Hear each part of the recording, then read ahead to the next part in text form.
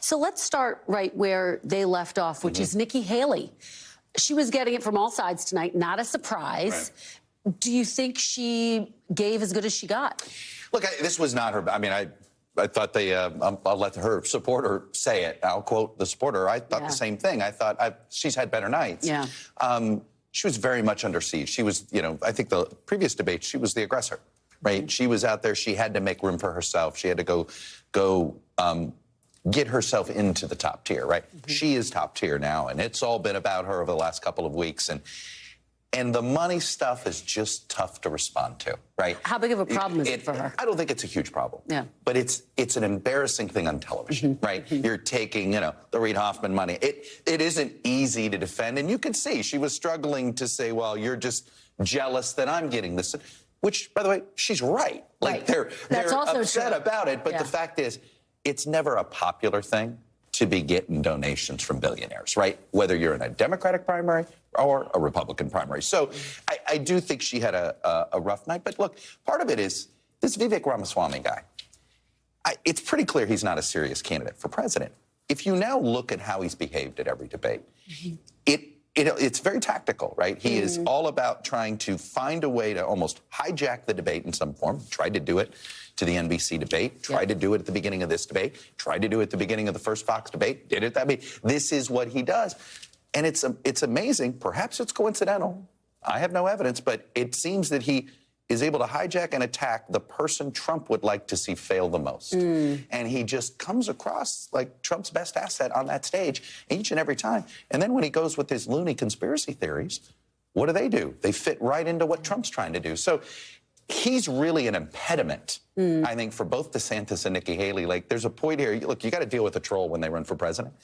But he's such an impediment at these debates that you cannot break through because of his nonsense. What's interesting tonight, and I feel like we've witnessed this with each debate, it seems like he gets more and more booze with each debate. I think it's pretty clear. Nobody likes the guy. I don't think that matters, right? That's why you're sitting here.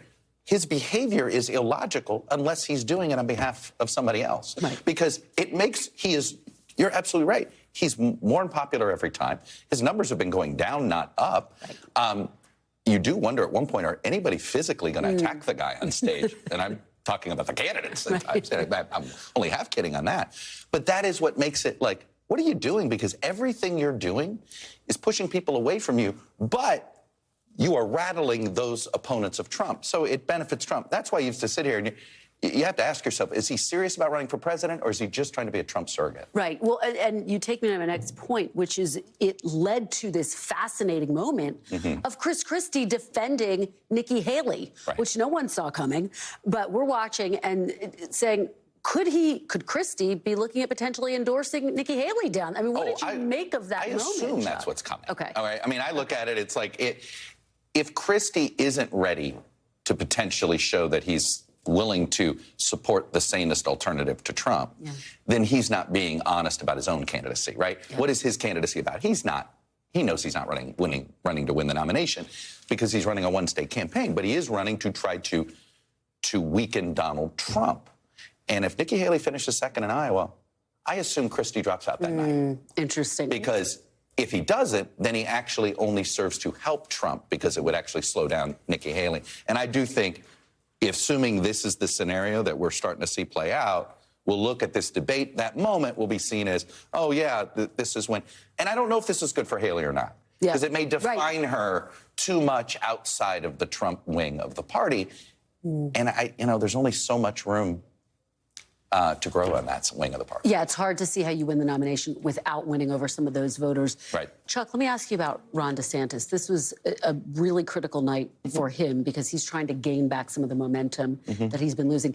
He kind of missed the opportunity or deflected the opportunity to directly go after Trump, not surprisingly, a number of times. There were some critiques in there, but not like what he could have done. Look, he believes his path to victory is winning over Trump supporters. Yeah. And he's probably right. I will say that. I don't think he's going to get there, but he's probably right. And this has been the trap of running for president, in that Trump's got all these votes. You got to go after Trump to dislodge him from his voters.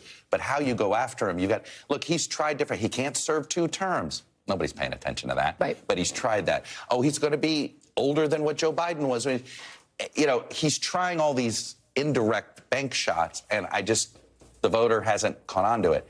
Ron DeSantis would be in a much better position if Joe Biden were leading Donald Trump by 10 points in the general election polls. Yeah. That's if Ron DeSantis wants to win this primary, he needs to hope Joe Biden's approval rating goes up 10 points overnight before the Iowa caucus. Because that was his big argument in the beginning. That was his whole reason for getting into the race. Right now, Donald Trump looks electable, which means these 4 don't really have a case. Yeah, great.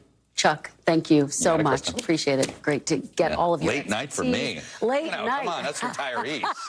We don't stay up this late. Oh, you're come on, I had dinner busy. at 4 and all that stuff. Oh, Chuck, you're not going anywhere. You're going to be so busy. Thanks for watching. Stay updated about breaking news and top stories on the NBC News app or follow us on social media.